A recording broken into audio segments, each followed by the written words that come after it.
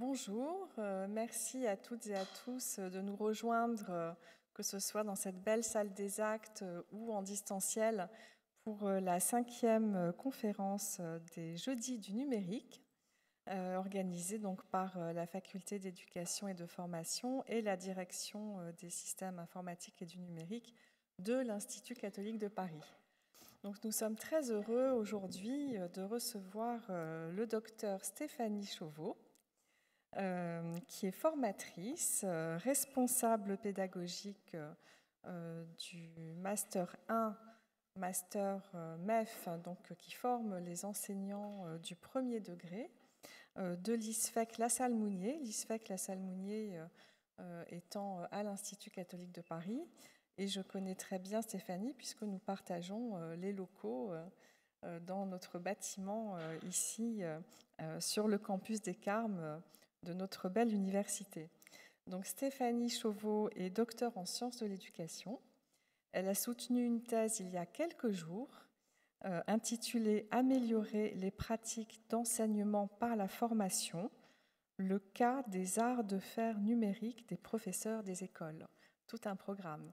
Thèse réalisée sous la direction de Laurent Tessier et dans laquelle Stéphanie s'est penchée sur les professeurs des écoles et la formation numérique, comment ils considèrent cette formation numérique, notamment dans une période qui a été celle de la continuité pédagogique après le confinement, le premier confinement dû à la crise sanitaire, donc a imposé cette continuité pédagogique.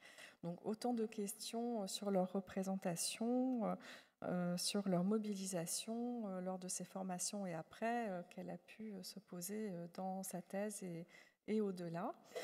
Et donc je vais tout de suite lui laisser la parole. Donc chère Stéphanie, c'est à toi pour une durée de 45 minutes, 1 heure à peu près d'exposé.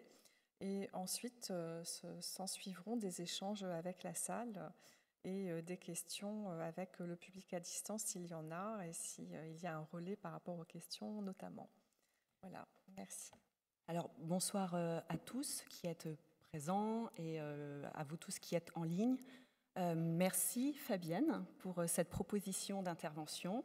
Merci aussi pour la présentation que tu as pu faire. Et du coup, voilà, je vais vous présenter ce soir. Donc, je vais tenter de répondre à cette question. Le numérique est-il réellement une chance pour l'école? Alors, je vais tenter d'y répondre, mais je vais surtout tenter de vous apporter des éléments pour que chacun puisse se faire son avis, son propre avis. Alors, avant de débuter, je voudrais faire un petit avant-propos et puis vous expliquer d'où je parle. Donc, comme a pu vous l'évoquer, en tout cas, Fabienne Serena-Karski, je suis professeure des écoles, je suis formatrice de professeurs des écoles et j'ai eu la chance ces derniers temps, en tout cas ces 3 dernières années, de pouvoir diriger, piloter le projet des territoires numériques éducatifs. Et ajouter à ça, bien sûr, je suis une toute nouvelle docteure en sciences de l'éducation. Donc voilà, ça c'était juste pour vous expliquer un peu d'où je parle, parce que tout mon propos s'articulera entre une vision qui est de ce qui se passe sur le terrain et articulée avec des éléments que j'ai pu avoir pendant ma recherche. Durant toute la présentation que je vais vous faire maintenant, j'illustrerai mes propos avec des photos de vraies classes, de vrais élèves, de vrais enseignants, parce que j'ai l'occasion régulièrement de pouvoir aller dans les classes. Et puis, je trouve aussi que souvent, lorsque l'on parle de sujets autour du numérique, je ne sais pas si vous avez remarqué, mais généralement, la couleur dominante est plutôt du bleu, voire du noir, et sont plutôt principalement représentées des personnes qui font un peu peur, enfin, je ne sais pas vous, mais mi-humaine, mi-robot, avec beaucoup de chiffres. Alors c'est vrai qu'on parle de numérique, donc c'est normal, et une sorte de courant électrique parfois qui passe entre ces personnages. Donc je vais prendre un peu de distance avec ces représentations pour organiser mon propos autour de ce que cela fait sur les personnes, sur les enseignants, en tout cas sur une école qui existe réellement. Alors bien sûr, quand on parle d'école, il est question d'une institution avec son organisation composée d'élèves, d'enseignants, de parents, d'une communauté éducative. Bref, je dirais même toute une société, puisque évoquer l'école, et tout un chacun, tout d'un coup, se met à avoir un avis, une réaction. Et d'ailleurs, l'école est régulièrement au cœur de débats plus ou moins enflammés. Et peut-être que même vous êtes plus ou moins éloigné de l'école, vous qui y suivez ou qui êtes là en tout cas présent. Donc ici, dans ce temps imparti et autour de cette relation école et numérique, mon propos s'orientera particulièrement autour des spécialistes de l'éducation, ceux qui sont dans les écoles ou les établissements. Quand on dit école, on ne pense pas nécessairement qu'au primaire, mais donc école ou établissement, et je vais tenter d'apporter des éléments sur ce que le numérique fait aux enseignants et dans quelle mesure cela impacte leur mise en activité.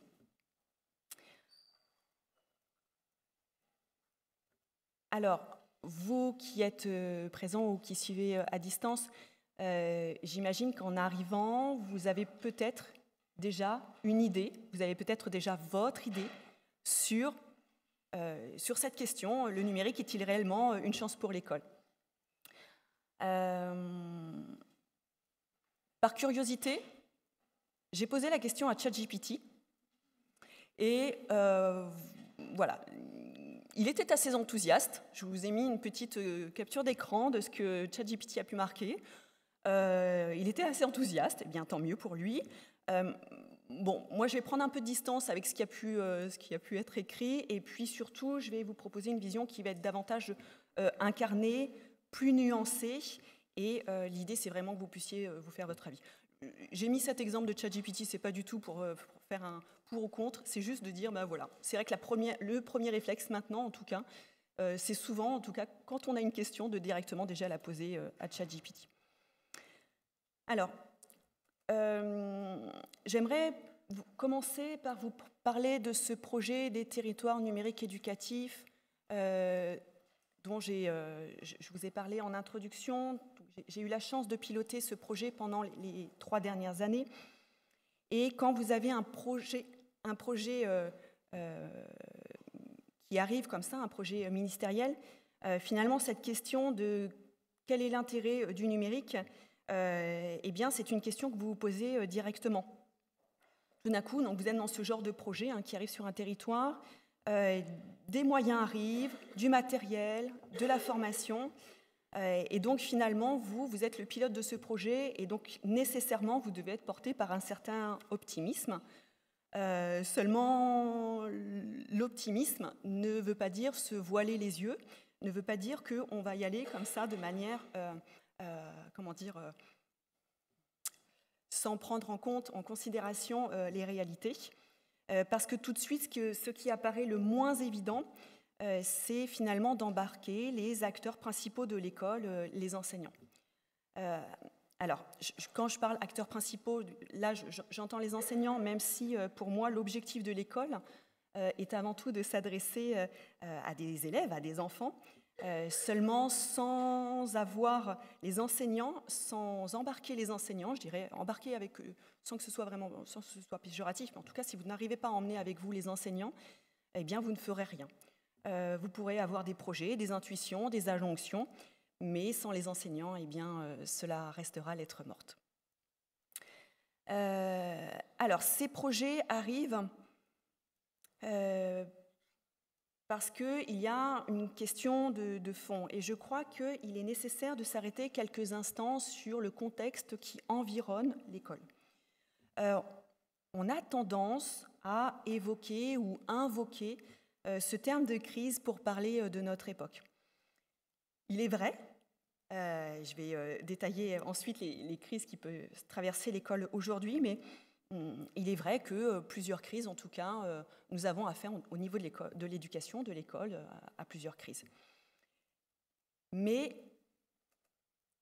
je dirais que quand même, il faut regarder avec un œil plus large cette histoire de crise, parce qu'on peut déjà remonter à cette notion de crise de l'éducation avec Charles Péguy, avec Durkheim, et voire même la première définition du terme de crise en éducation remonte à Hannah Arendt en 1958.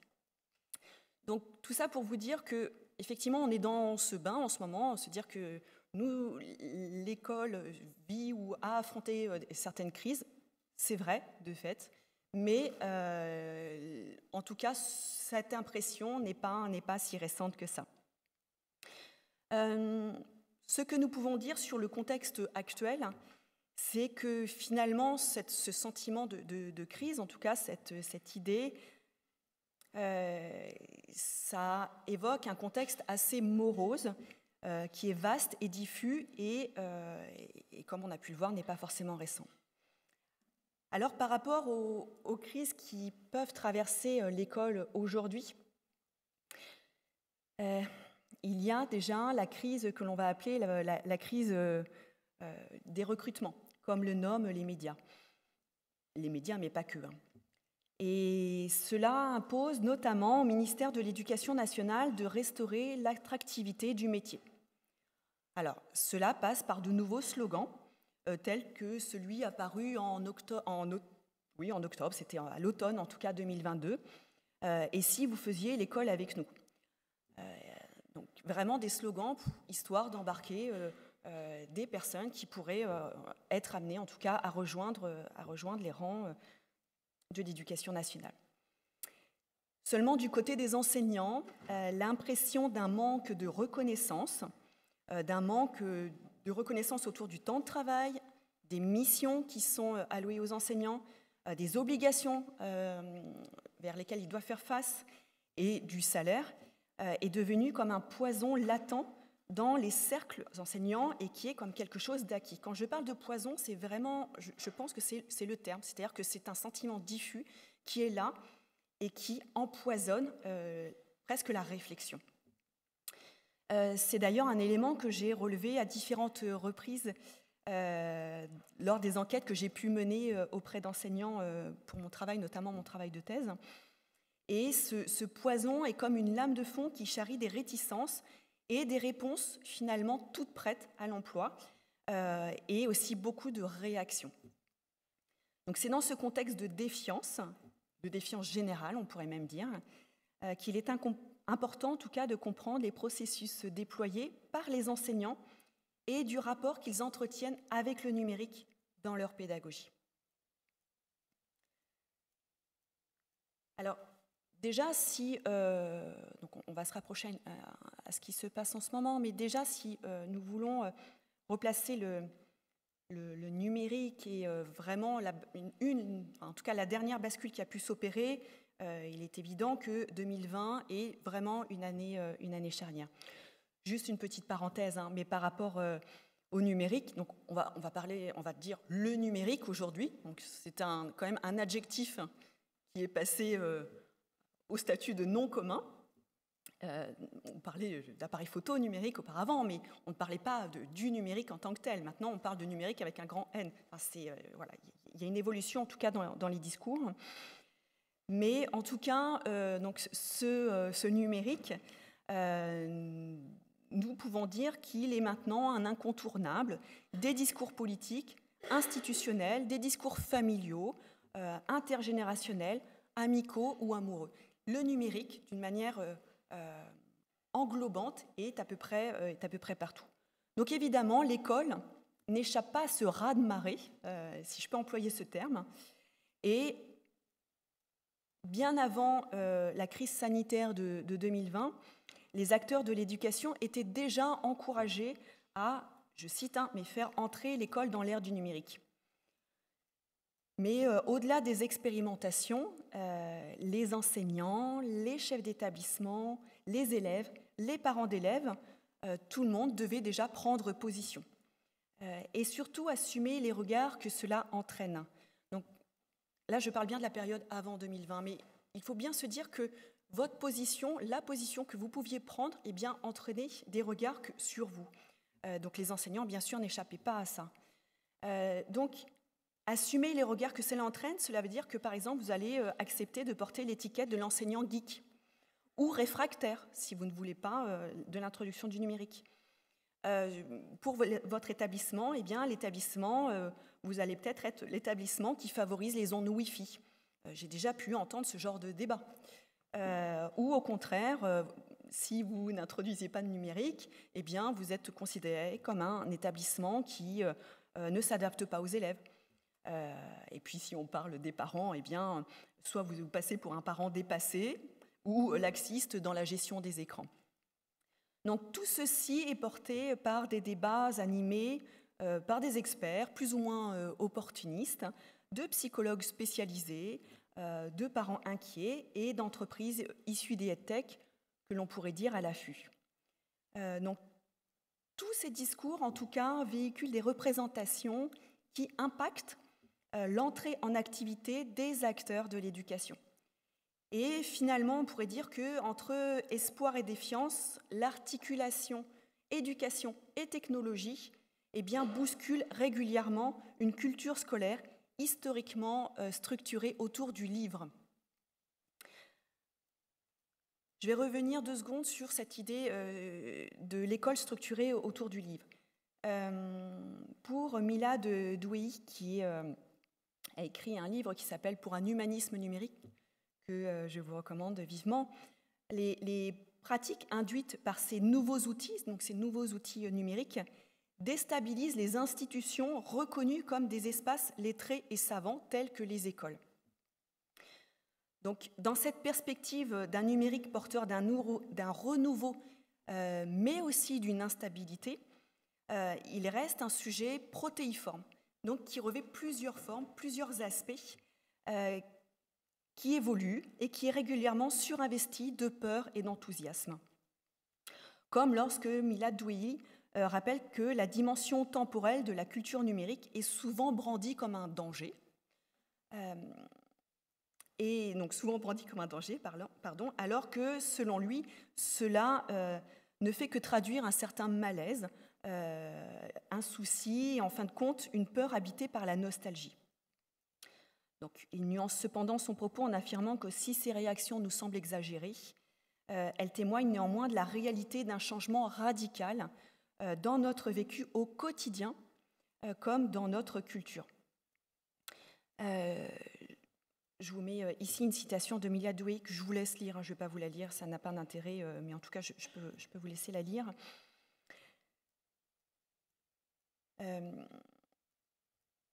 Donc, en tout cas, on peut se dire que jusqu'à 2020, les questions autour de la place du numérique à l'école attisent les controverses, mais que les enseignants, donc jusqu'à 2020, et les établissements qui tardent à se convertir ne sont pas pressés de le faire, mais seulement encouragés.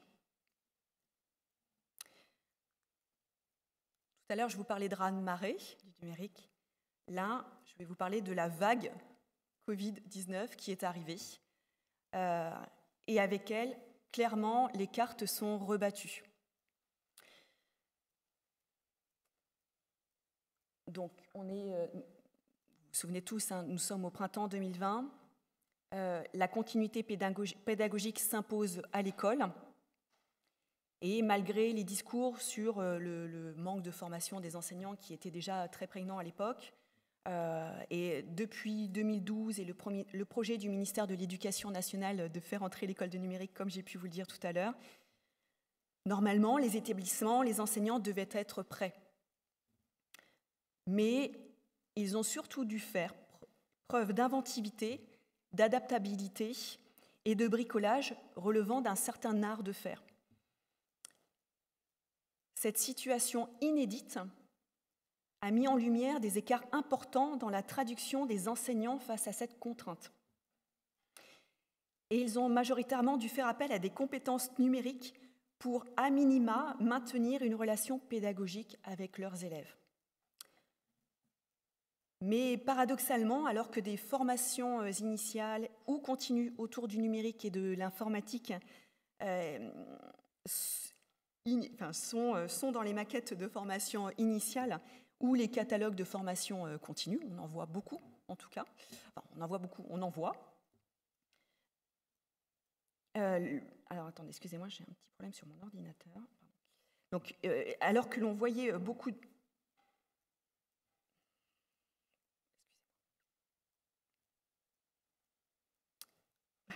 excusez-moi, j'ai une image qui est apparue sur l'écran d'ordinateur.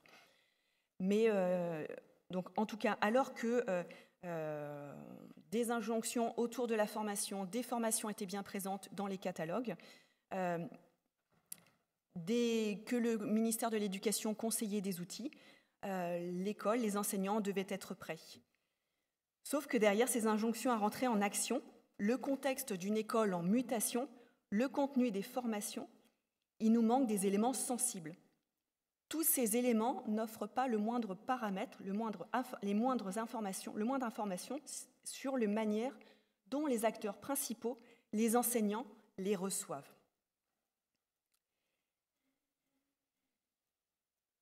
Et pour moi en tout cas, cela met de côté ce que l'on pourrait appeler, enfin ce que l'on peut appeler la capacité des enseignants. Je vais vous mettre tout de suite la définition de la capacité selon Amartya Sen.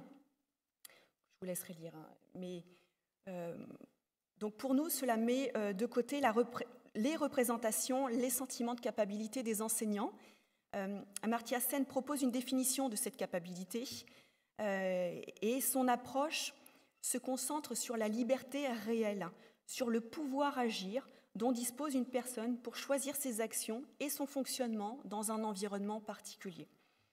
Le fait d'agir en accord avec ses convictions et ses préférences personnelles doit permettre aux personnes de réaliser pleinement leur potentiel et de mener une vie qui a du sens pour elles. La capacité d'un individu dépasse largement sa capacité d'agir en intégrant la liberté d'action de chacun.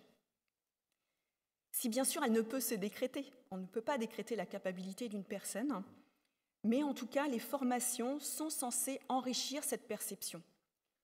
Tout l'enjeu réside alors dans l'aptitude des enseignants à mobiliser leurs capacités dans des situations éducatives quotidiennes.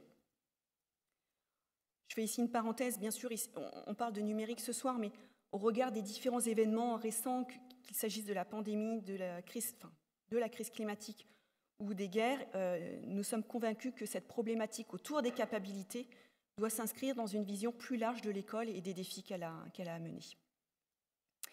Et donc, en tout cas, cette capacité, cette réflexion sur la capacité doit nous amener à prendre une certaine distance.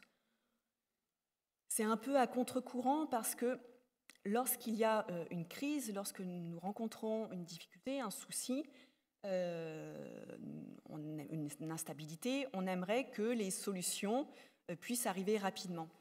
Mais ici, je convoque Dewey par rapport à ce qu'il a pu dire sur selon lui, on devrait être capable de nous éloigner des confusions liées aux urgences et aux besoins des préoccupations pratiques et immédiates et prendre un peu de distance, notamment avec les discours, et être moins dans la réaction.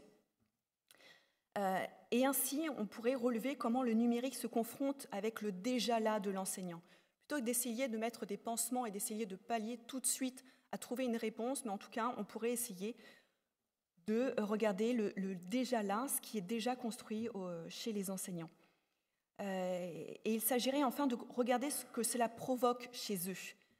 Quand je dis le cela, ce que cela provoque chez eux, le cela, pour moi, on est bien sûr sur le contexte, mais aussi sur les injonctions que l'on va émettre à l'encontre des enseignants, sur les contraintes structurelles et aussi sur leur rapport du métier.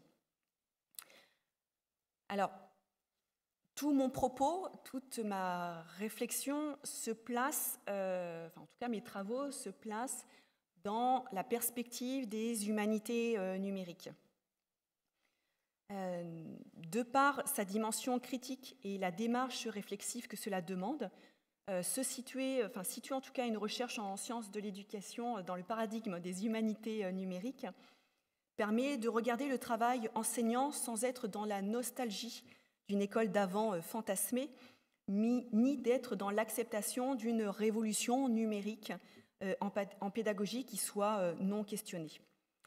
Je dirais que cette ouverture aux humanités numériques place notre regard sous une éthique particulière qui coordonne deux entrées. Tout d'abord, la pensée critique du tournant numérique et de nos sociétés contemporaines, et s'inscrire dans une dynamique de vigilance face aux stratégies économiques imposées par les industriels des EdTech et les pouvoirs publics. En somme, les humanités numériques se questionnent sur ce que font l'informatique et la culture numérique aux sciences de l'éducation, aux sciences humaines et sociales. Donc, en transposant cette approche à la formation des enseignants, l'éthique des humanités numériques ouvre la focale sur l'apprentissage d'une démarche réflexive. Du coup, je reprends ici, pour que ce soit plus illustrant, un tableau synthétique qu'a pu formuler Laurent Tessier sur 3 approches que nous pouvons rencontrer autour du numérique en éducation. Donc, il distingue bien ces 3 entrées, donc une entrée plutôt, une approche en tout cas plutôt autour des TIS, plutôt autour des EdTech et plutôt des humanités numériques, avec, vous voyez, les contextes d'émergence, donc pour les TIS qui sont plutôt de l'ordre des institutions scolaires, des EdTech qui sont plutôt de l'ordre des professionnels du numérique et du numérique, et les humanités numériques autour du monde de la recherche. Alors, ce tableau a pas mal orienté mes recherches et j'ai décidé de le compléter, à mon tour de synthétiser des entrées autour du numérique pour les enseignants. Et notamment, je vous propose des... je ne sais pas si on voit ma souris, on ne voit pas ma souris, c'est pas très grave, mais...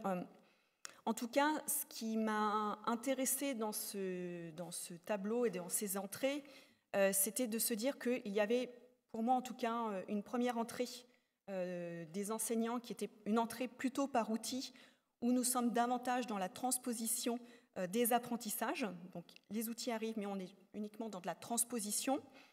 Alors que si on regarde les choses du côté des EdTech, on va être davantage du côté de l'augmentation de l'enseignant. Et enfin, moi, je propose une autre entrée qui est une entrée par la pédagogie, qui sera davantage sur l'amélioration des pratiques pédagogiques à partir des arts de faire des enseignants. Ceci est peut-être abstrait, mais en tout cas, si vous devez retenir peut-être une chose qui est plus visuelle, mais il me paraissait important de mettre des mouvements. Vous voyez, l'entrée par outil est quelque chose d'assez vertical, donc avec des outils qui sont proposés par des institutions ou des enseignants qui les utilisent, donc il y a quelque chose d'assez vertical. Les EdTech ont davantage cette notion de communauté et donc d'horizontalité. Il me semble que ce qui nous manque, c'est plus un système itératif où il y a... on se questionne, on réfléchit, on revient, en tout cas, voilà, un système itératif. Dans ces différentes entrées, ce qui, pour moi aussi, marque vraiment les différences entre ces différentes entrées, c'est l'intitulé que l'on va pouvoir donner à la personne qui est spécialiste du numérique. Donc, quand on a une orientation plutôt centrée sur les outils, on va appeler cette personne référente. Donc, on peut avoir des référents numériques dans les établissements, par exemple.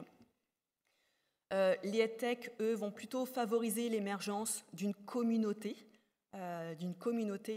enseignante, alors que quand on est dans une entrée par pédagogie, on emploiera en tout cas davantage ce terme de médiateur numérique, puisque la personne se positionne très clairement comme n'étant pas une experte du numérique, mais étant là pour faire la transition, discuter, faire le médiateur en tout cas, entre les savoirs et ses collègues, les autres enseignants.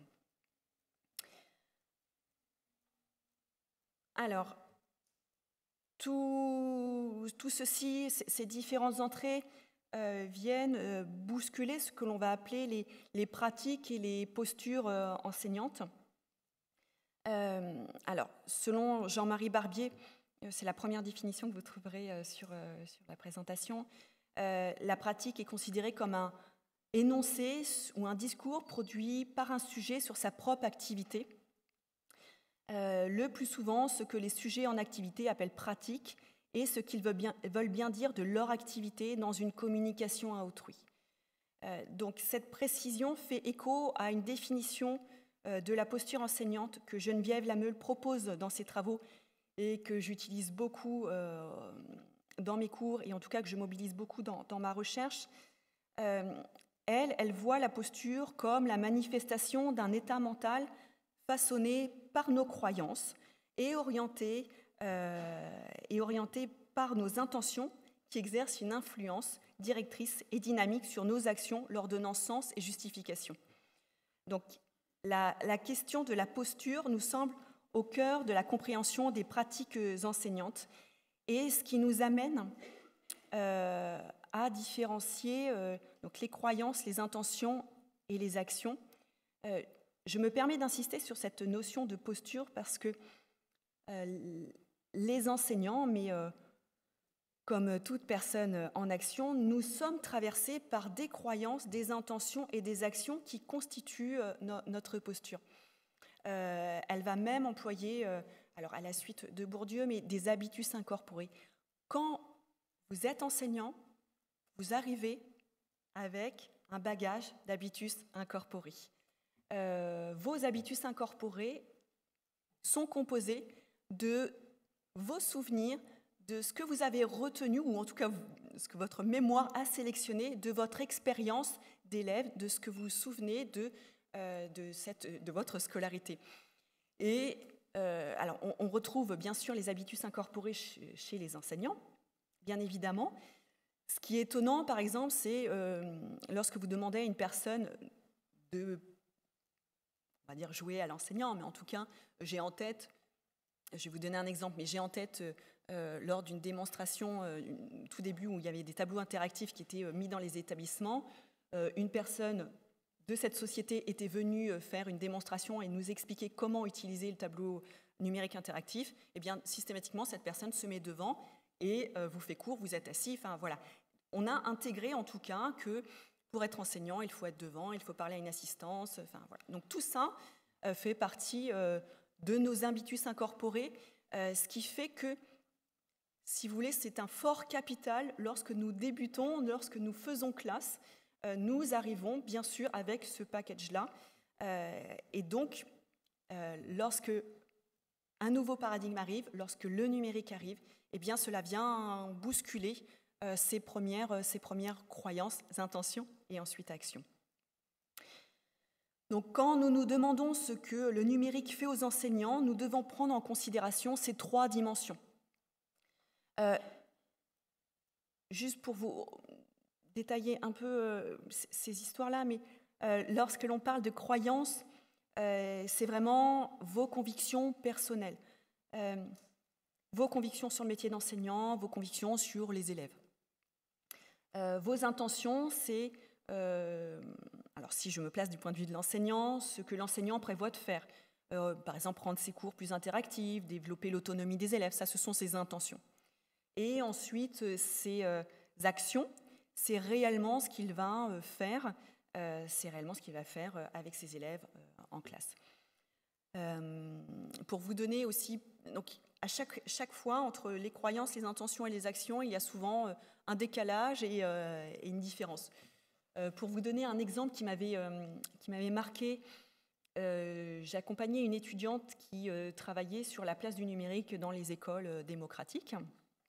Et donc les écoles démocratiques, leur intention en tout cas, c'est de faire participer le plus possible, c'est de mettre en tout cas la démocratie au sein de l'établissement et que tout soit décidé d'un point de vue démocratique.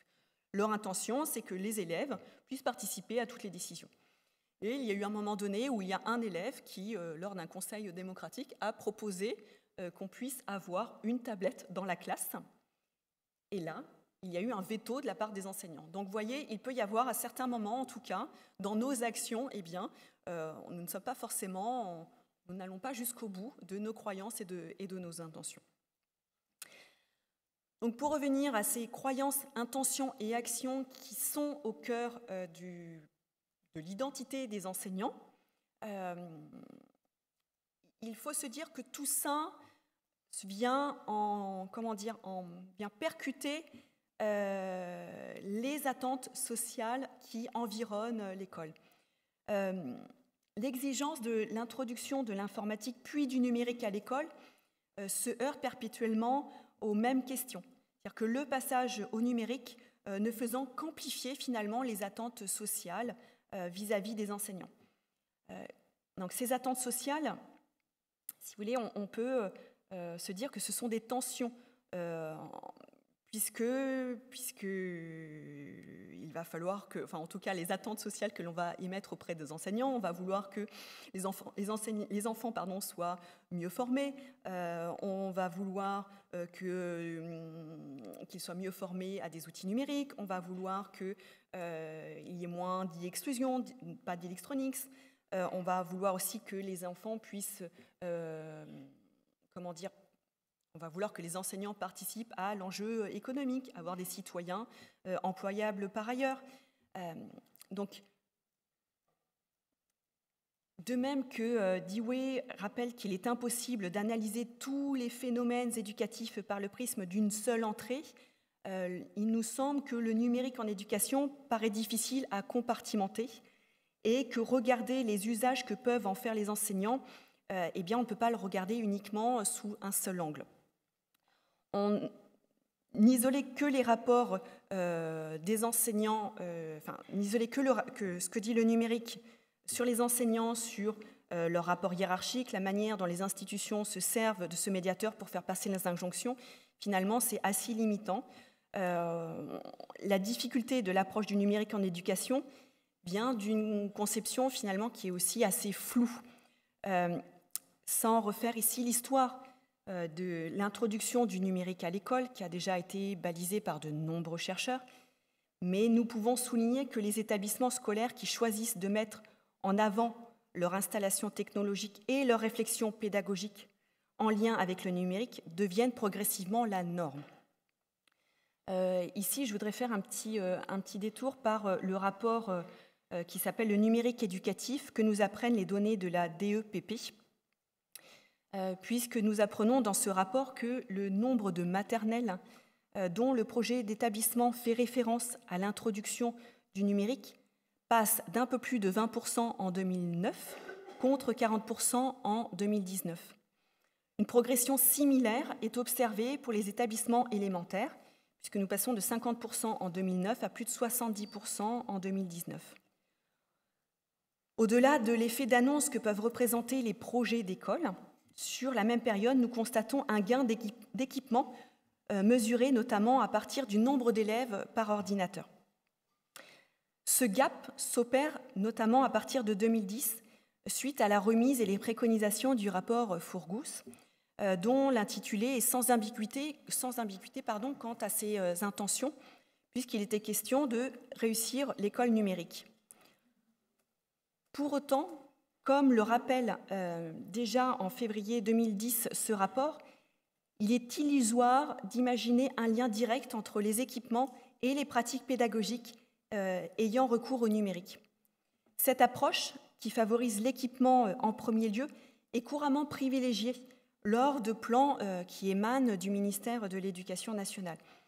Je pense bien sûr au plan informatique pour tous en 1985, il y a eu d'autres plans, et puis bien sûr le dernier en date, le plan des territoires numériques éducatifs en 2020. Mais bien sûr, nous savons aujourd'hui que de manière documentée, que le déploiement d'outils numériques n'a rien de magique quant à leurs usages dans des situations pédagogiques. Prenons un exemple flagrant. Tout à l'heure, je vous ai parlé des tableaux numériques interactifs, les tableaux blancs interactifs. Il est évident que l'introduction de ces exemplaires a créé une vague d'emballement à ses débuts, tant du côté des enseignants concernés qui se sentaient prêts à tester et à motiver leurs élèves avec ce nouvel outil, que du côté des élèves qui percevaient la chance d'être dans la classe équipée et, par analogie, d'être avec l'enseignant dynamique, ou encore du point de vue des écoles et des collectivités qui communiquaient sur cette mise à jour de l'institution scolaire. Bref, tout allait pour le mieux dans cet équipement.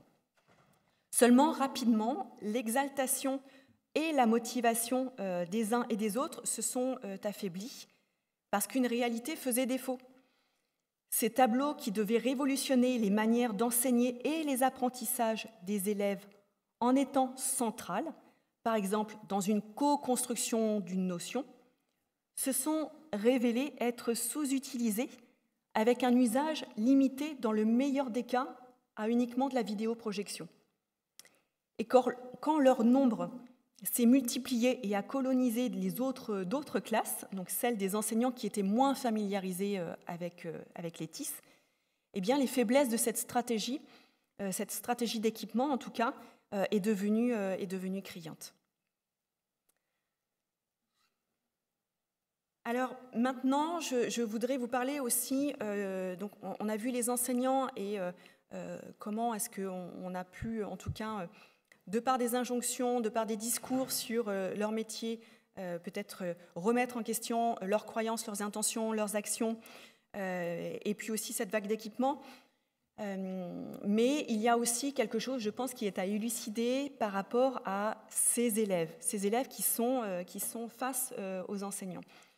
Il y a des discours qui sont assez anciens maintenant, notamment de Prensky en 2001, c'est un article qui est couramment utilisé, mais qui ont largement véhiculé, en tout cas, ce genre d'article, l'idée que les jeunes étaient nés dans le numérique. Aujourd'hui, nous savons, de par de nombreux travaux critiques, qu'au contraire, il est nécessaire de prendre en compte la pluralité des profils et que il y a des niveaux d'aisance d'élèves, mais que ceux-ci sont assez pluriels et que l'institution doit les prendre nécessairement en compte. Or, la pluralité des rapports au numérique des élèves, il faut aussi ajouter la pluralité des rapports des enseignants. En effet, lorsque l'on se situe du côté des injonctions ministérielles, de l'introduction du numérique dans les programmes ou dans les projets d'école, du déterminisme en tout cas supposé du numérique en pédagogie, cela ne dit rien sur la réception du numérique par les acteurs. Et donc, cela questionne la pédagogie dans tout ça.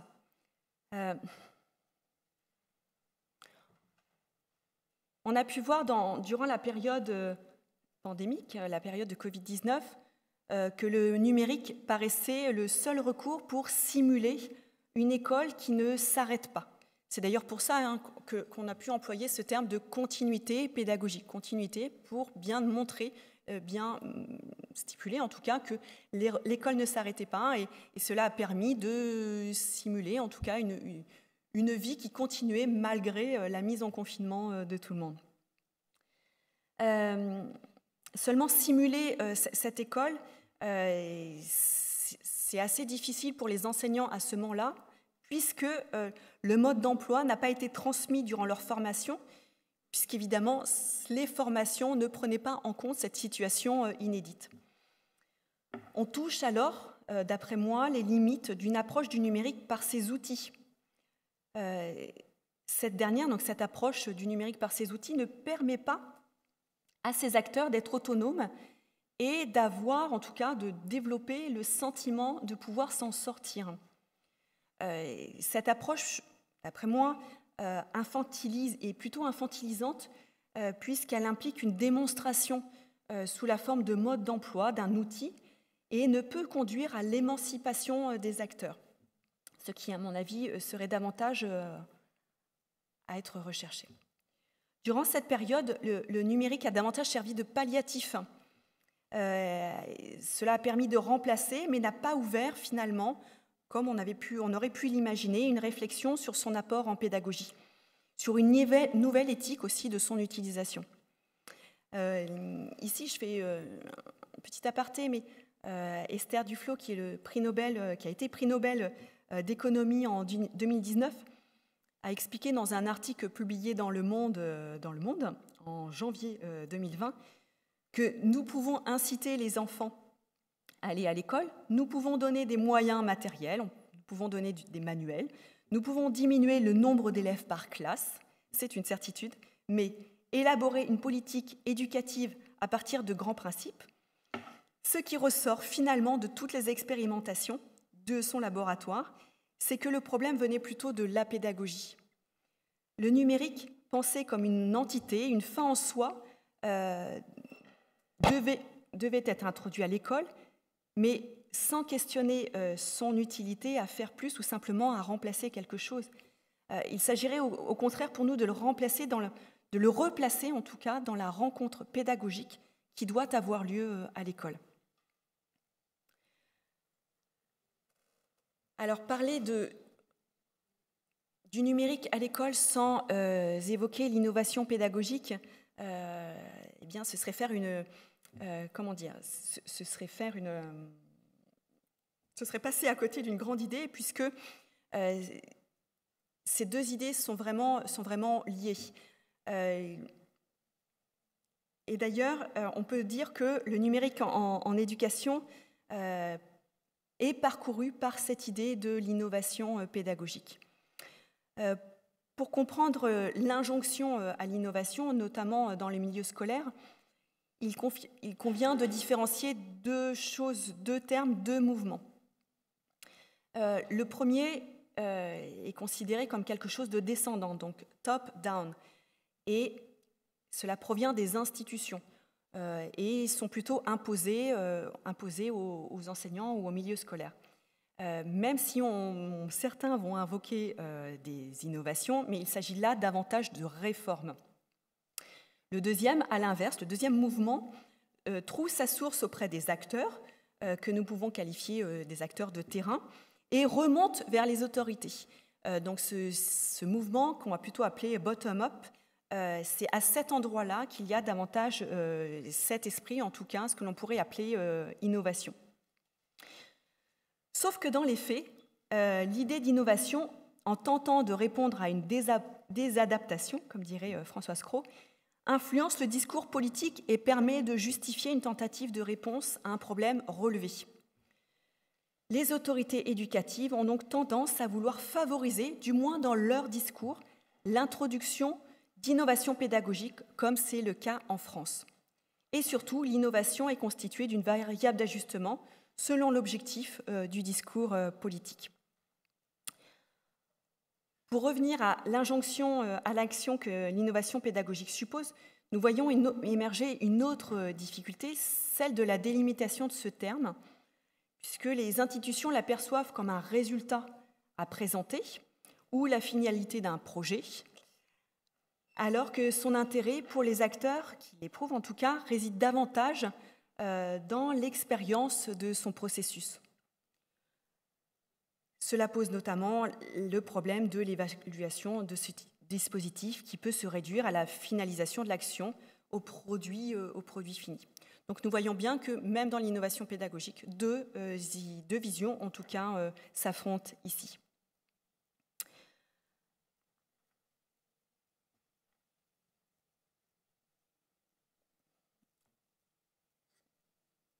Si nous replaçons l'innovation pédagogique et son injonction à l'action dans le quotidien et ce que cela fait auprès des enseignants et comment cela se mêle aussi avec le numérique, il y a un ouvrage qui est intéressant à ce sujet, qui est l'ouvrage d'André Tricot autour des mythes et réalités de l'innovation pédagogique et qui va traiter 9 idées reçues et notamment une qui va nous intéresser autour de le numérique permet d'innover en pédagogie. Donc c'est une idée reçue en tout cas qu'il décortique.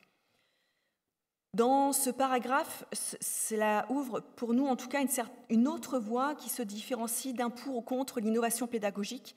Et comme j'ai pu le montrer à chaque fois, il y a pour moi en tout cas une troisième voie qui se dessine. Et cette voie que propose André Tricot se situe entre l'innovation spectacle et celle qui fait partie du travail ordinaire. Françoise Lantôme précise à son tour que la survalorisation de l'innovation opposée au travail ordinaire fait alors office de cache-misère. C'est une façon d'éviter de se poser la question des choix en matière de politique éducative et d'organisation du travail qui contribuent fortement au mot de l'éducation et de la formation. Donc survient ici la problématique du changement au cœur de l'innovation pédagogique. je vais avancer un petit peu parce que je vois l'heure qui défile, mais en tout cas, face à ces injonctions à l'innovation qui renvoient une certaine image pas toujours positive aux enseignants sur eux-mêmes, il nous semble qu'une autre manière d'appréhender les choses peut se dessiner. Et cette autre manière réside dans le développement de la créativité. Et ce, pour plusieurs raisons. Alors, j'ai déjà cité Françoise Lantôme juste auparavant, mais elle postule que le développement d'une puissance créative devrait favoriser la formation est un gage d'épanouissement au travail. Donc, je ne vais pas développer cette idée de bien-être au travail, mais en tout cas, il en fait sûrement partie et il est sûrement constitutif ici du développement de l'engagement des enseignants.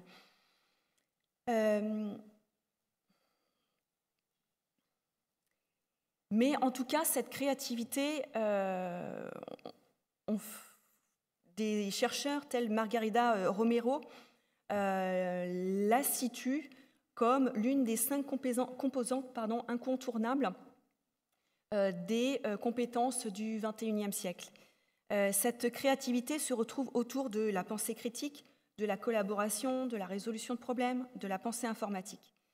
Ce procédé montre à quel point ces dernières, en tout cas ces différentes compétences, interagissent ensemble et sont interdépendantes les unes avec les autres. Ce modèle est au cœur de la dimension socio-culturelle de la créativité et on pourrait même parler de la liberté de l'enseignant au cœur de cette créativité. Alors on le sait, la liberté de l'enseignant, c'est quelque chose d'assez contraint et soumis au respect d'un cadre. Je ne vais pas ici revenir sur la forme scolaire qui contraint en tout cas l'activité enseignante. Mais tout l'art réside dans le fait de conjuguer les contraintes, de les croiser avec la créativité de l'enseignant pour concevoir des dispositifs favorisant les connaissances et les compétences chez les élèves. Ici, dans cette rosace, la pensée informatique, qui on pourrait dire que l'on peut relier au numérique, n'est pas seule et interagit avec les autres compétences. Et c'est là où je veux amener mon propos lorsque l'on conçoit le numérique en éducation, soit par l'apport d'outils, soit par l'apport de l'augmentation de l'enseignant. Juste une parenthèse, mais avant, on pouvait parler de conception assistée par ordinateur. Parfois, j'ai l'impression que l'on assiste en ce moment à l'avènement de l'enseignement assisté par ordinateur. Et bien, finalement, on s'éloigne de l'enseignant dans sa singularité, de son art de faire. Au début, je vous parlais de capacité. Et bien, si nous souhaitons que les enseignants puissent reprendre possession de leur intelligence pédagogique, on ne peut pas demander 5 ans d'études à des personnes pour être juste des exécutants. Eh bien, ne les limitons pas avec des outils ou des intentions pensées pour eux, soit par des institutions, soit par des entreprises bien intentionnées, mais qui n'ont pas l'expérience d'une classe, de la conception de dispositifs pédagogiques concrets. Donnons plutôt les moyens aux enseignants, à mon avis, mais d'enrichir leur créativité pédagogique en vue de développer leur art de faire numérique. Avoir l'ambition de sortir les enseignants du stade de consommateur et les amener à celui de créateur pédagogique. Alors bien sûr, la créativité peut être facilitée par le recours à des outils numériques, comme le montre Margarida Romero, notamment dans des activités d'expression créative ou de co-création. Mais souvent, les usages sont davantage de l'ordre de la consommation que de la création. Surtout, le recours à des technologies numériques ne peut faire l'impasse d'une culture ou d'une expérience de la créativité en amont, au risque de reproduire uniquement des difficultés déjà visibles. Alors je termine en reprenant cette question, le numérique est-il réellement une chance pour l'école ? Eh bien sûr, ce n'est pas une réponse oui ou non, mais plutôt une réponse nuancée. Le numérique peut être une chance pour l'école si c'est un moyen, d'après moi, de réfléchir aux capacités des enseignants. Nous l'avons vu notamment par rapport à la période pandémique. Eh bien, donnons davantage la possibilité aux enseignants de développer ce sentiment de pouvoir s'en sortir, peu importe les situations et les défis auxquels ils ont affaire. Cela peut être une chance aussi si cela vient enrichir la liberté de création pédagogique, comme on a pu le voir juste avant. Et puis enfin, si nous nous en servons pour valoriser le déjà là et les arts de faire numériques de chacun. En revanche, et je pense que là, il faut être vigilant sur ces points-là, cela peut entretenir le sentiment de défiance, le manque de reconnaissance et favoriser ce poison latent de perte de sens que l'on a pu évoquer au début, si les discours ne prennent pas en compte les singularités des enseignants. Mais aussi si trop d'injonctions à l'innovation, si trop d'injonctions à la performance sont portées à l'égard du corps enseignant. Et enfin, dernier point, il me semble qu'il faut être vigilant, puisque si nous ne développons pas une troisième voie qui puisse être une entrée par la pédagogie, eh bien alors nous restons soit dans quelque chose d'assez vertical, ou alors plutôt quelque chose où ce sont des externes, des sociétés externes qui expliquent aux enseignants eh bien, comment mener leur classe et comment mener leurs activités pédagogiques. Je vous remercie.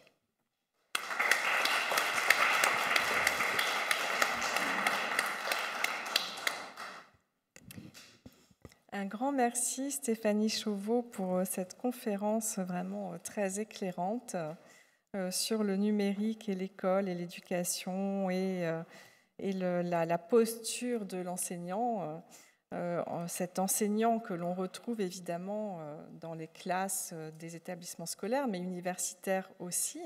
Nous sommes ici dans une université et nous avons été confrontés en tant qu'enseignants et étudiants, puisqu'il y a aussi des étudiants qui sont présents, à cette continuité pédagogique dont tu as fait état dans ta conférence et qui nous a effectivement posé des questions que tu as évoquées dans le cadre de l'école avec les élèves, nous aussi par rapport à nos étudiants en tant qu'enseignants universitaires. Nous avons eu comme premier objectif vraiment de maintenir la relation pédagogique et le numérique a été un outil pour maintenir la relation pédagogique. Mais c'est vrai que c'était très intéressant de voir aussi à cette période-là comment on se reposait la question de notre rôle d'enseignant, parce que là, évidemment, bon, c'était une situation exceptionnelle, mais nous étions devenus tout à coup beaucoup plus attentifs à l'autre, beaucoup plus attentifs aux étudiants en face de nous, mais aussi à nos collègues.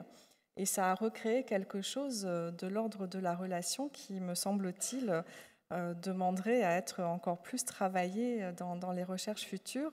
La relation pédagogique étant une relation éducative, donc ça va au-delà de la pédagogie qui permet d'aller vers les apprentissages.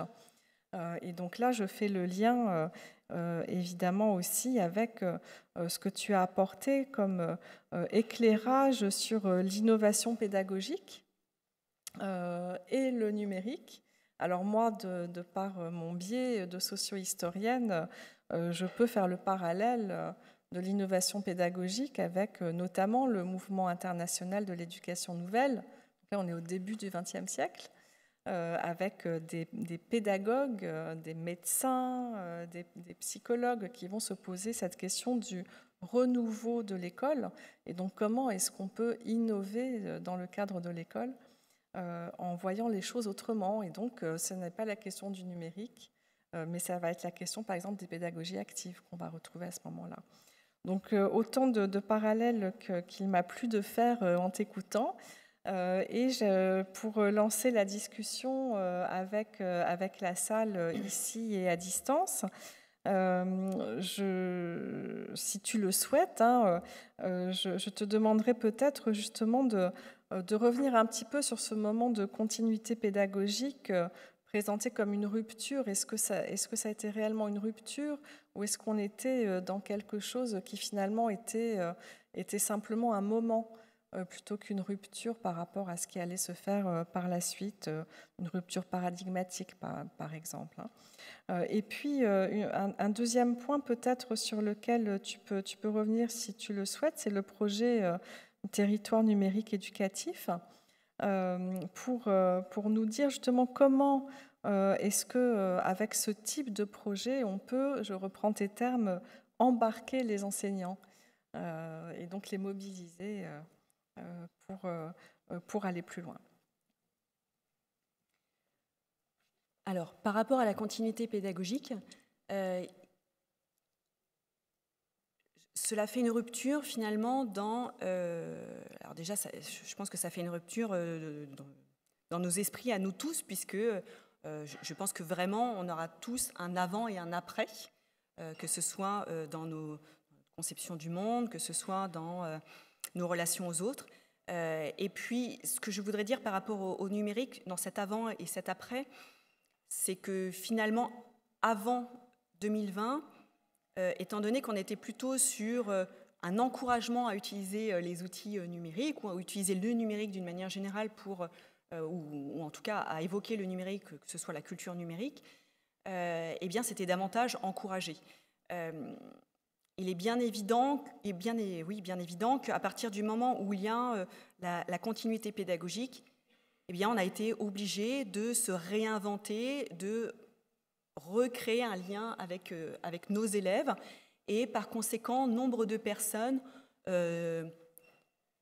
ont dépassé peut-être leur sentiment de défiance vis-à-vis du numérique et ont été amenées à utiliser certains logiciels, certains outils pour pouvoir continuer en tout cas cette relation pédagogique.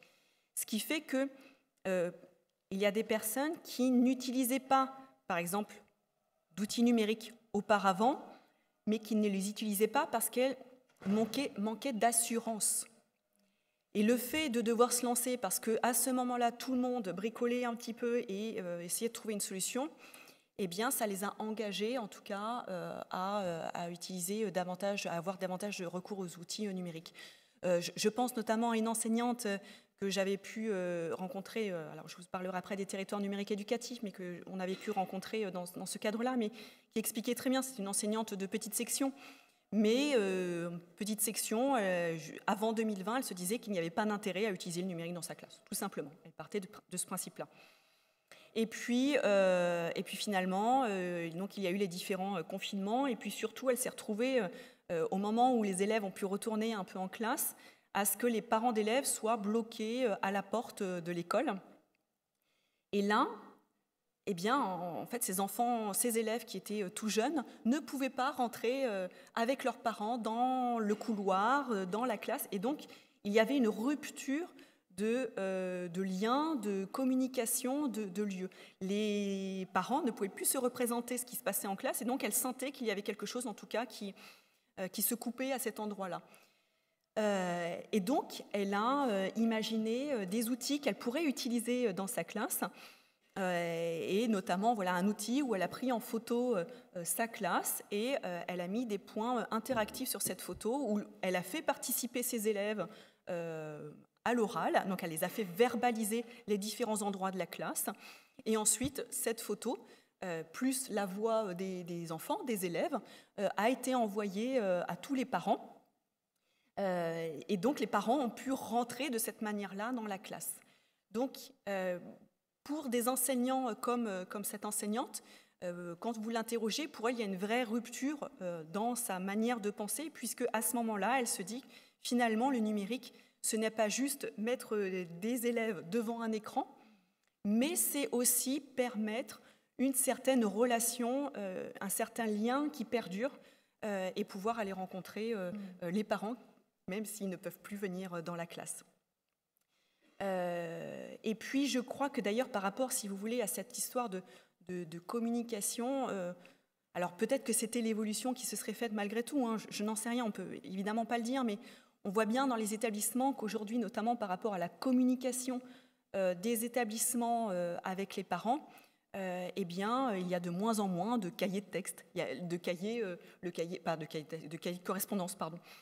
Il y a moins cette fiche navette, mais on est davantage dans des communications qui se passent par des applications. J'ai en tête École Directe, il y a Pronote, enfin, voilà, on en a différents outils, en tout cas, à notre disposition. Mais on voit bien que cette communication, elle se fait plutôt sur ce biais-là, ce qui entraîne forcément, d'ailleurs, une relation aussi différente et que l'on doit appréhender de manière... on doit remettre des codes, en tout cas, remettre une relation à cet endroit-là. Ce que je voudrais dire par rapport à la pédagogie, parce que là, on voit, c'est le recours aux outils numériques, ou en tout cas, on ne se dit plus qu'il ne faut pas utiliser, on n'est plus contre complètement le numérique, on va utiliser des outils pour aller à la rencontre des différents acteurs de la communauté éducative.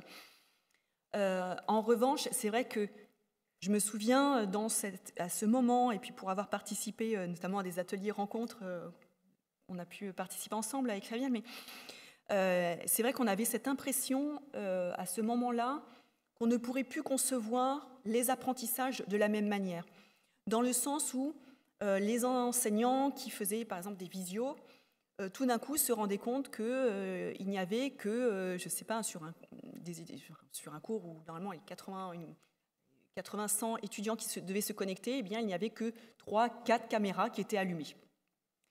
Et en fait, ces 3-4 caméras qui étaient allumées, eh bien, c'est probablement aussi ces 3-4 étudiants, élèves, qui étaient vraiment attentifs lors de nos cours, quand nous faisons des cours comme ça devant un nombre important d'étudiants. Et donc, cela nous a, sur le moment en tout cas, cela nous a questionnés sur nos manières de faire, et on s'est dit, possiblement, nous ne pourrons plus faire nos cours de la même manière après, parce qu'on va forcément se mettre à réfléchir et à essayer de voir comment est-ce que nous pouvons améliorer nos manières de faire pédagogiques. Finalement, alors il est encore un petit peu tôt, mais les premières études que l'on voit aujourd'hui montrent que, avec un retour à la normale, je dirais, avec des cours en présentiel, avec des élèves dans les écoles, dans les collèges, dans les lycées, dans les établissements, eh bien, nous revenons finalement beaucoup à ce que nous pouvions connaître auparavant, avant cette crise. Il n'y a pas eu fondamentalement en tout cas un gros chantier engagé autour de la pédagogie. Voilà, donc ça c'était rupture, oui, mais pas à tous les niveaux. Sur la communication entre les acteurs de la communauté éducative, oui. Sur la pédagogie, en tout cas, les premiers résultats, les premiers travaux montrent que pas forcément. Ensuite, par rapport au projet des territoires numériques éducatifs, alors ce projet, je ne l'ai pas trop détaillé au départ, mais c'est vrai que ce projet était une réponse, il est arrivé en septembre 2020, donc c'est un projet ministériel de l'éducation nationale, et ce projet a été lancé parce qu'il y avait eu cette première continuité pédagogique et qu'il fallait faire face aux possibles autres continuités pédagogiques qui auraient lieu. Donc c'était vraiment l'idée d'avoir deux départements qui soient des départements tests et qui puissent, eh bien, avec de l'équipement et un financement pour de la formation, eh bien, puissent tester et qu'on puisse ensuite diffuser en tout cas ce qui aura été expérimenté sur ces deux territoires, peut-être sur tout le reste des départements. Mais c'est vrai que quand vous avez ce projet, la vraie question c'est que comment vous faites pour embarquer les enseignants et là du coup je crois, en tout cas nous ça a été notre orientation. Alors quand je dis nous, j'ai travaillé pour l'enseignement catholique du Val d'Oise à cet endroit-là. C'était de dire si on ne propose que du matériel et qu'une formation, eh bien, de toute façon, on n'engagera pas forcément les enseignants. On n'engagera pas les enseignants derrière ça.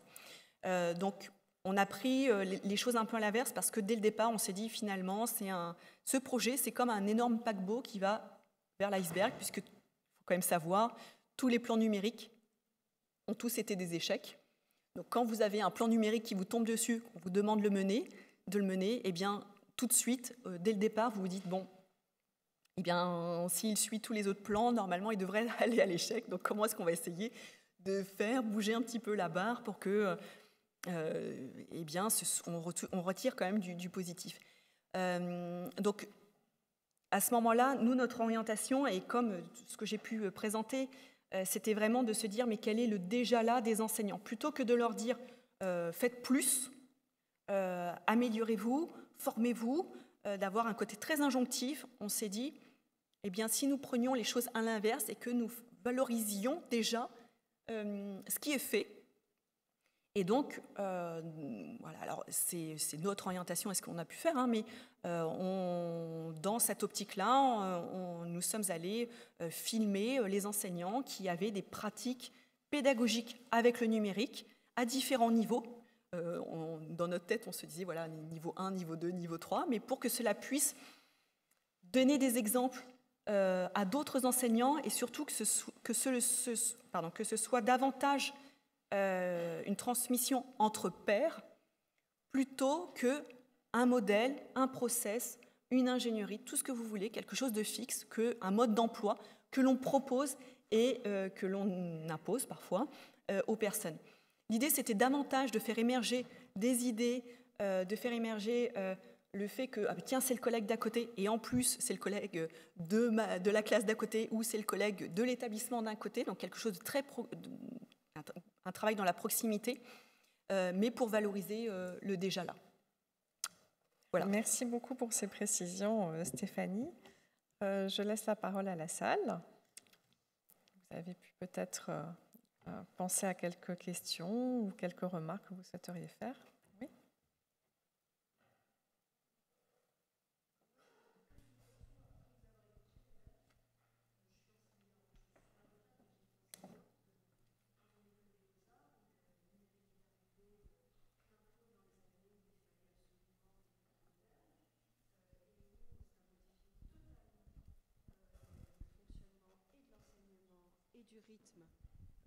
Du rythme même de la pédagogie et même la destruction d'une certaine pédagogie qui allait de pair avec l'évaluationnite perpétuelle qui rentre dans ce management pédagogique qu'on nous impose. Hein. Donc dans une école des beaux-arts, c'était encore plus raide que dans un lycée, enfin, il me semble. Et là, moi, ce qui me manque dans votre présentation, c'est qu'à aucun moment, vous ne dites ce que le numérique a changé dans nos cerveaux. Parce que les pratiques, d'accord, mais moi en tout cas, parallèlement qui suis artiste et qui utilise les technologies contemporaines numériques, je sais aussi la brutalisation que ça a fabriqué pour moi, que se servir de logiciels qui sont faits par les autres et qui m'induisent à devoir travailler sur des programmes qui ne répondent pas forcément à ce que je veux, qui fabriquent des images standardisées très froides, qui font rentrer dans des cases perpétuellement et qui vous obligent. Aujourd'hui, je n'ai pas la liberté de ne pas l'utiliser. Je veux dire, quand on aura un projet, il faut qu'il soit sous forme PDF. Enfin, donc, il y a quelque chose qui s'est totalement standardisé, qui s'est désincarné, qui fait qu'aussi cette possibilité de Zoom et compagnie fait qu'on peut utiliser un prof pour 100 000 étudiants, si on veut, qui vont être derrière un écran, mais qu'en même temps, cet écran aussi désincarne totalement le passage d'un savoir vers un élève, transforme complètement, désaffecte complètement l'enseignement. Donc moi, ce qui m'intéresse, et bon, je me souviens d'avoir un soir discuté avec un chercheur du MIT à Cambridge qui travaillait sur la métamorphose des cerveaux des enfants plongés dans le numérique par rapport au cerveau des gens qui avaient pensé et été formés préalablement. Et il y a une simultanéité de tâches, il y a une trop grande rapidité, il y a une efficacité, il y a une technocratisation. Enfin, toutes ces choses-là, c'est le numérique qui nous apporte. Et en plus, je veux dire, moi, je n'ai jamais demandé à ce que le numérique m'arrive sur la tête. Alors, bon, c'est vrai que je trouve des tas d'avantages. Hein, il y a des potentialités extraordinaires, mais il y a aussi à payer un prix qui est, moi je trouve, un prix de déshumanisation et d'uniformisation parce qu'on doit rentrer dans les process qui sont proposés et qu'en plus, là j'ai oublié une chose capitale, c'est que ça bouge tout le temps, c'est-à-dire que vous êtes perpétuellement sans expérience. Donc un professeur sans expérience, c'est très difficile d'être respecté par ses élèves. Et je pense que la crise dans l'éducation nationale et l'enseignement aujourd'hui, la perte d'autorité, la perte de confiance, enfin, tout ça, c'est vraiment lié à une métamorphose d'outils. Enfin, je veux dire, bon là, moi je pense à Heidegger aussi et à cette espèce de folie technocratique et technologique qui nous envahit et qui nous déshumanise. Alors, je veux dire, l'enseignement, c'est quand même le plus beau travail humain. Voilà. Donc voilà, c'était ce que j'avais à dire. Merci. Le prix à payer du numérique. Le prix à payer du numérique, oui. Est-ce qu'il y a une autre question avant que Stéphanie réponde ou remarque? Déjà beaucoup de choses. Alors, je vous remercie pour votre intervention et vos questions qui sont derrière, en sachant que moi, je ne suis pas forcément spécialiste de ce que cela fait sur les cerveaux des personnes, mais moi, je travaille sur ce que cela fait dans l'intention des enseignants. Et en fait, je vous rejoins. C'est-à-dire que derrière le numérique et cette course perpétuelle à l'innovation pédagogique qui est en lien, eh bien, cela renvoie une certaine image aux enseignants. Alors, il y a les enseignants qui vont prendre le train en marche parce que c'est aussi des choses qui leur parlent, c'est des choses qu'ils affectionnent, ok. Donc ça, c'est une certaine catégorie des enseignants. En revanche, il y a toute une partie des enseignants, j'ai travaillé sur ce que ressentent, ce que vivent les enseignants lorsqu'ils arrivent en formation numérique. Et on voit bien qu'il y a toute une partie d'enseignants qui arrivent en formation numérique qui sont complètement perdus parce que finalement, je vous parlais tout à l'heure des intentions, des croyances, des intentions et des actions, eh bien, ils ont une certaine vision de leur métier, ils ont une certaine vision des élèves, ils ont une certaine vision de ce que doit être l'école. Et finalement, eh bien, cette injonction, en plus, si vous voulez, je trouve qu'il y a quelque chose qui est assez dur derrière à entendre quand on est enseignant, c'est que finalement, cette injonction à l'innovation, et donc souvent derrière avec des outils numériques, si vous voulez, vous renvoie l'image que vous êtes dépassé, qu'il y a que l'école doit avancer, mais que vous faites des choses qui sont à côté de la plaque. Et donc, ça renvoie quelque chose d'assez négatif auprès des enseignants. Et donc, je ne pense pas que cette entrée-là, en tout cas l'entrée par les injonctions, soit la bonne entrée. Et je pense que davantage, l'entrée à privilégier serait une entrée par la créativité, par la pédagogie, et de redonner davantage confiance aux enseignants sur ce qu'ils font déjà. Ce qu'ils font déjà veut dire utiliser, quand c'est nécessaire, quand ça leur semble pertinent, des outils numériques, des outils numériques, mais quand ça ne leur semble pas pertinent, de ne pas en utiliser. Et il doit y avoir une certaine liberté derrière ça. Et on doit laisser il me semble en tout cas, on doit laisser cette liberté. Mais quand vous parliez de uniformisation, eh bien, vous voyez, pour moi en tout cas, le numérique, ce n'est pas une chance pour l'école si on ne prend pas la singularité des enseignants, si on ne part pas du principe que chacun, alors c'est un peu bateau de dire ça, mais chacun est différent et que chacun a un contournement, une appropriation qui lui est propre selon ses habitus incorporés, selon ses croyances, et que ce n'est pas très grave en fait. C'est pas très grave. On adapte les uns les autres.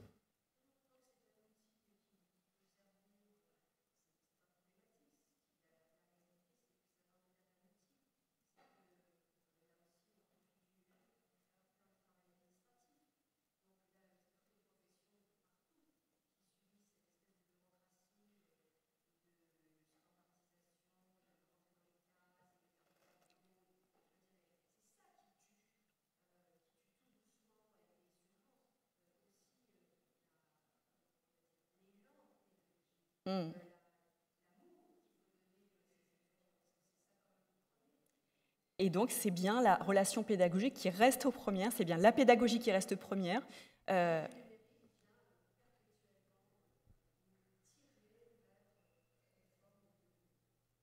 Alors, je ne suis pas certaine que ce soit le numérique, mais plutôt les injonctions, les discours qui sont portés sur le numérique. Et je crois vraiment que si on arrive à se détacher, mais c'est très compliqué, hein, mais si on arrive à se détacher de ça, des discours sûrs, eh bien, on se libérera du poids, en tout cas, du poids de l'obligation à utiliser, à avoir recours. Merci, voilà. Merci beaucoup. On va passer à d'autres questions. Donc, il y a une question ici, et puis ensuite, j'ai des questions aussi des personnes qui sont à distance. Bonsoir. Bonsoir. Merci beaucoup. Moi, j'ai une question. Vous avez beaucoup parlé des injonctions à utiliser le numérique, et on ne peut que vous approuver, que confirmer ce que vous dites de l'expérience générale et des discours. Néanmoins, qu'est-ce que vous pensez, l'espèce de tension qui existe aujourd'hui entre justement une pédagogie, une école, des écoles super innovantes, super performantes, avec de nombreux outils toujours différents, des enseignants de tous les niveaux qui devraient totalement réinventer leur manière de travailler, et à l'inverse, vraiment une tension avec des modes d'enseignement qui sont parfois valorisés sur des pédagogies alternatives, les Montessori, les écoles Steiner, ou aussi le fait de vanter par exemple l'école de la Troisième République, les hussards noirs, etc. Voilà, cette espèce de tension permanente entre dire non, il faut rester plus traditionnel parce que en fait, le rapport des élèves face aux enseignants, ou ce truc de dire non, en fait, la technologie va sauver l'école et l'école doit absolument évoluer quoi qu'il en coûte. Bien cette expression, la technologie. J'en profite juste parce qu'il y a une question qui ressemble un petit peu à celle-ci, ou en tout cas, tu pourrais prendre les deux questions en même temps. Quelqu'un à distance qui pose cette question justement de la formation à la créativité de l'enseignant. Est-ce qu'elle doit être envisagée d'une façon individuelle ou plutôt collective dans le cadre de la communauté ?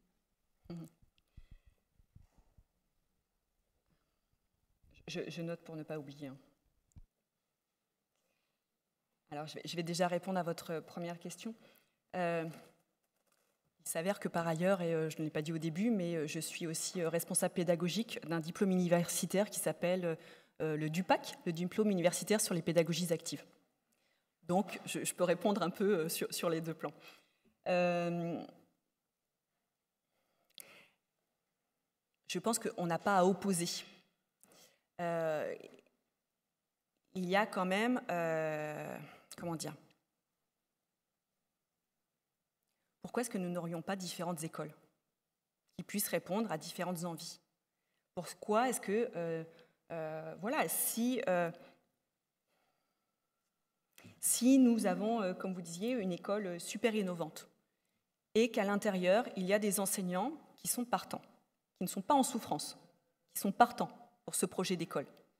Si nous avons des enseignants qui sont d'accord et qui ont envie de participer à ce projet, si nous avons des élèves qui sont aussi partants, des parents d'élèves,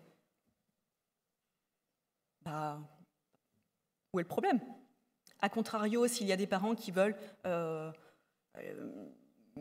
comment dire, ne pas que leurs enfants ne soient pas avec des écrans, avec des tablettes. Ok. Après, ça c'est une chose, il y a quand même juste les instructions officielles, les programmes scolaires, enfin voilà, qui notamment avec le CRCN, enfin je ne vais pas forcément développer là, mais en tout cas, parce que si vous voulez, on peut se dire qu'on n'a pas forcément envie d'utiliser des outils ou que nos enfants ne soient pas devant des écrans, ça c'est une chose. En revanche, il y a quand même toute une culture numérique qui est à travailler avec les élèves. Ça, c'est au programme scolaire, ce sont les programmes. Donc, c'est incontournable. Donc, mais après, je crois que tout est aussi une question un peu de mesure. Tout est une question de mesure. Et de savoir comment on utilise. Quand on évoque, je ne sais pas, les tablettes, les écrans, est-ce que, je ne vois pas en fait d'enseignants utiliser les tablettes juste pour que les élèves puissent être devant quelque chose de récréatif. En fait, il y a souvent une intention pédagogique derrière. Donc, je crois aussi que c'est comment est-ce que l'on va redonner confiance aux enseignants et faisons-leur confiance aussi tout simplement sur le fait qu'ils utilisent telle ou telle chose parce que d'après eux, ça apporte une plus-value pédagogique, sinon ils ne le feraient pas. Quand vous êtes en maternelle, il est bien évident que si vos élèves ont besoin de patouiller dans la semoule, de faire des lettres, de bouger avec leur corps, évidemment.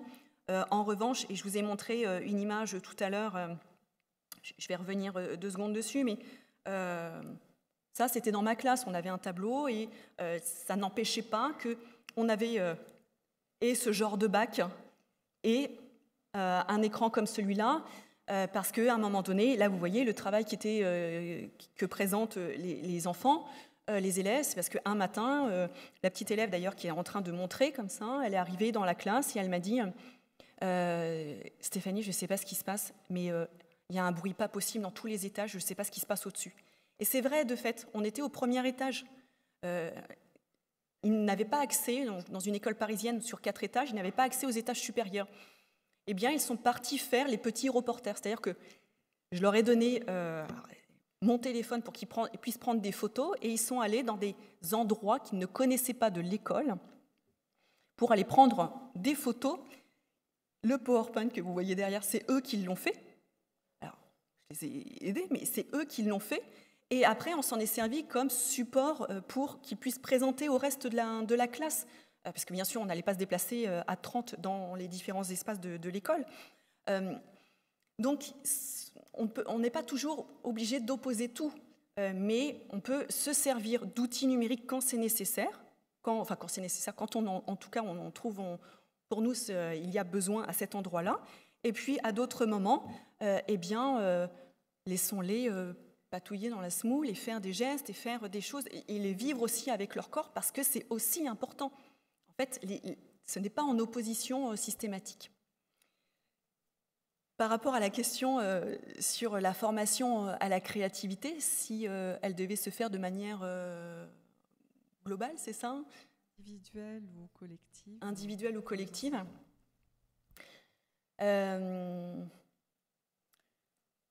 Alors, là, je vais parler un peu de moi, mais j'ai eu la chance de faire mes premières études dans une école d'art. Donc, je reprends ce que disait Madame tout à l'heure, mais en fait, j'ai été étudiante en école d'art pendant 5 ans, avant de débuter et être professeure des écoles. En école d'art, on avait un thème, on avait un projet, et puis on avait 4-5 semaines pour le réaliser. Il y avait une complète liberté. Et franchement, j'en garde quelque chose, c'était une expérience incroyable. Pas forcément de cours, mais en tout cas, on avait des projets et un temps pour pouvoir les réaliser. Donc, vous voyez, à l'ISFEC, la salle Mounier, on a tous les ans ce que l'on appelle la journée outils. C'est une journée où les élèves, alors il y a d'anciens étudiants qui sont là, mais les élèves, on leur demande de créer un outil pédagogique. Et ils ont carte blanche. Il faut juste que ça corresponde au programme scolaire. Voilà, ça c'est la contrainte. Mais ensuite, ils ont carte blanche. Il y a des étudiants qui vont faire construire des choses avec leurs mains, avec du carton, en récupération. Il y en a d'autres qui peuvent aller vers construire des applications, faire des choses plus numériques. Et voilà. Enfin, on peut aussi, la formation des enseignants est assez structurée, est assez,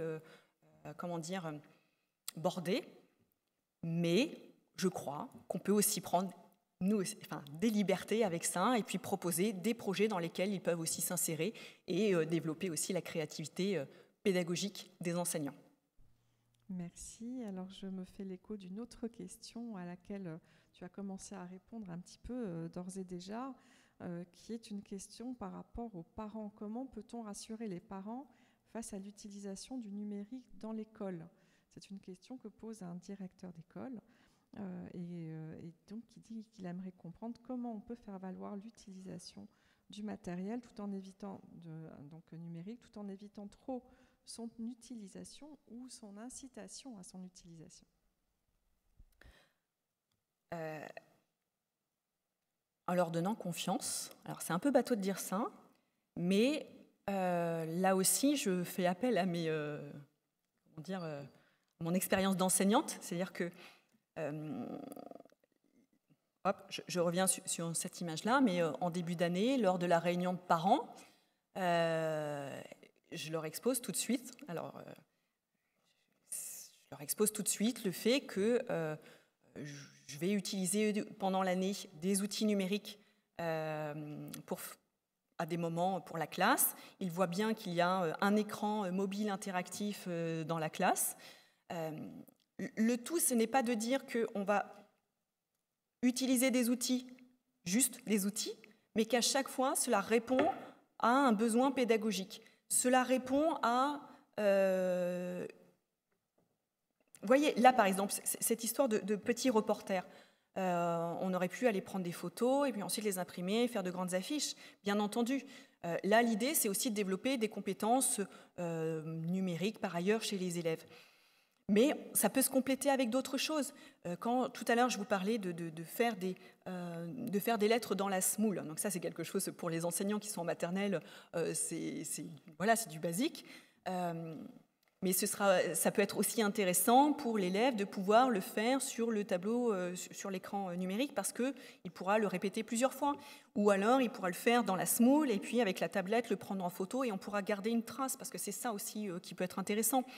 Donc, le tout, je crois que c'est vraiment, enfin, c'est mon orientation en tout cas, mais de privilégier l'orientation pédagogique, parce que c'est ce qui doit être premier. Nous sommes, en tant qu'enseignants, nous sommes des spécialistes de la pédagogie. Et c'est notre spécialité, ce n'est pas la spécialité d'autres entreprises extérieures, ce n'est pas la spécialité des parents d'élèves. Notre spécialité, on a été formés pour ça, en tant qu'enseignants, nous sommes spécialistes de la pédagogie. Merci Stéphanie. Alors juste une petite question pour la fin et une réflexion d'un auditeur qui fait part de la durabilité du numérique. Est-ce que ça va être plus durable que le manuscrit, par exemple? Voilà, donc ça c'est une question qu'il se pose, mais j'imagine bien que ça ne fait pas partie de la question pédagogique que tu traites. Et puis une question, par contre, très technique par rapport à tes travaux de recherche. Est-ce que tu as utilisé des logiciels libres pour tes recherches?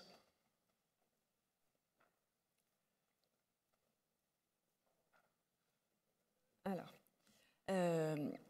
par rapport à la durabilité du numérique, bon, bien entendu, je n'ai pas forcément d'éléments sur du matériel concret. En revanche, je fais quand même un point sur ça, mais vous voyez, les formations numériques qui sont proposées de manière massive dans les organismes de formation, ce que vous pouvez retrouver, souvent sont orientées vers un outil. Savoir utiliser une tablette, savoir utiliser le tableau numérique de la classe, savoir utiliser le logiciel machin truc, savoir utiliser, je ne sais pas, le robot, la souris. Mais ce qui fait que dès qu'il y a une nouvelle version de logiciel, dès qu'il y a un nouvel outil ou que l'outil tombe en panne, eh bien, l'enseignant est perdu. Donc, si nous laissons cette entrée par l'outil, qui répond, si vous voulez, on peut se dire, j'appelle ça un peu les formations bonne conscience, c'est-à-dire qu'on peut se dire, on a dépanné, l'enseignant, il est capable de s'en sortir tout de suite. Mais on le voit bien, et la continuité pédagogique l'a montré, que ce type de formation ne permet pas ensuite aux enseignants de s'en sortir. Et d'ailleurs, je fais juste une parenthèse, mais donc j'ai fait pas mal d'enquêtes auprès d'enseignants pendant cette période de la continuité pédagogique. Vous savez que les enseignants qui ont eu ce sentiment de s'en sortir ne sont pas nécessairement ceux qui ont eu des formations numériques, alors qu'ils ont fait appel à des outils numériques. Les enseignants qui ont été capables de s'en sortir, en tout cas qui expriment le fait d'avoir été capables de s'en sortir au moment du confinement, de la continuité pédagogique, ce sont les enseignants qui ont eu cette habitude de se déplacer intellectuellement, qui ont eu cette habitude de se déplacer en formation. Donc, qui ont cette capacité, et donc je reprends ce terme de capacité, à se dire qu'ils ont la liberté d'aller piocher à gauche et à droite. Et donc ça, c'est une sacrée force en fait. Et on voit que la formation numérique est trop enfermante, et les outils peut-être aussi. Voilà. Et est-ce que j'ai utilisé des logiciels libres de droit pour ma recherche? Donc j'étais en train de... Non, j'ai plein d'outils libres de droit en tête, bien entendu, et parce que ça correspond aussi avec les humanités, enfin la perspective des humanités numériques. J'ai un doute sur Zotero, si c'est un outil libre de droit. Je suis sûre que les personnes qui suivent à distance doivent le savoir. Mais j'ai utilisé Zotero. Je ne sais pas si déjà ça peut cocher la case. Et puis après, pour écrire une thèse, Word, c'est pas mal. Ça permet quand même de pas mal écrire. Bon, eh bien, un grand merci Stéphanie Chauveau. On te souhaite une longue vie de chercheur. Merci. En plus de tes activités de direction et de formation et de professeur des écoles. Et on va s'arrêter là pour aujourd'hui. Je vous invite donc pour la prochaine session qui aura lieu le jeudi 28 mars. Les sociétés numérisées sont-elles encore gouvernables? C'est une question dont viendra traiter avec nous Dominique Régnier, qui est professeur à Sciences Po et directeur de la Fondation pour l'innovation publique. Voilà, merci beaucoup. Merci à tous.